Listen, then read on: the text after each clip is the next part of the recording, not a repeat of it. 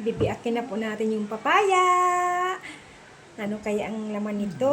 Masarap kaya? Matamis kaya? Taran! Taran! Yan!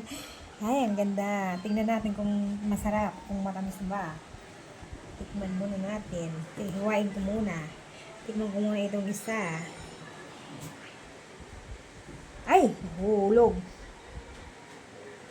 Kahit di ka na magsalita, voice over. Tingnan ko muna.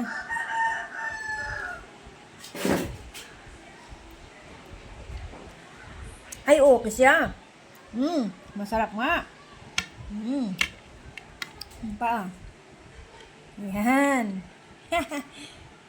Lipat na natin dito sa plato. Mag-plating na tayo. Taran, taran, taran. Sige nga, ilagay ko nga dito. Yan, ganda-ganda naman.